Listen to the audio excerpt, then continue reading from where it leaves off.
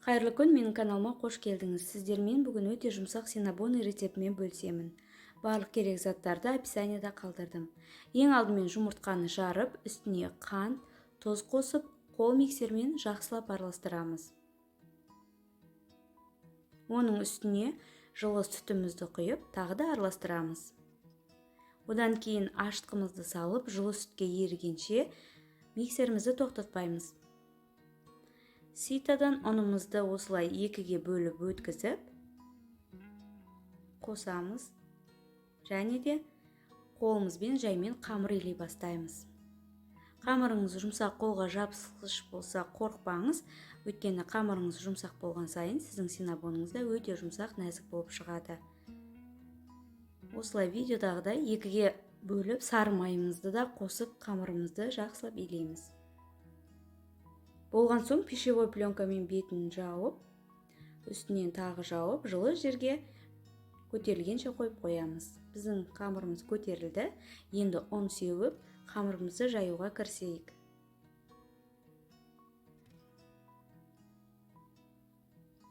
Жұмсақ қамырымызды алып, екі бетінен осылай жайып, төрт бұрышты формаға келтіріп аламыз. Енді оқтауымызбен әрі қарай жаямыз.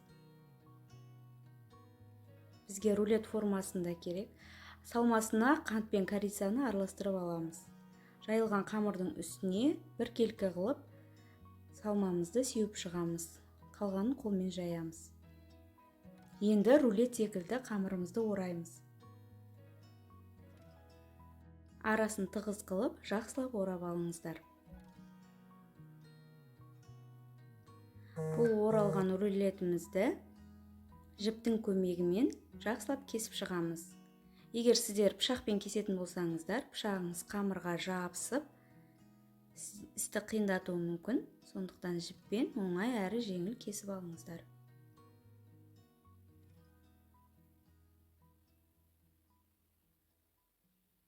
Кесілген синнабондарымызды ыдысымызға саламыз. 180 градуста қызып тұрған отта беті қызарғанша пісіріп аламыз. Және бұл жерде айта кететін 10-15 минутқа тағы да осылай бетін жауып қойсаңыздар, осылай көтеріліп шығады.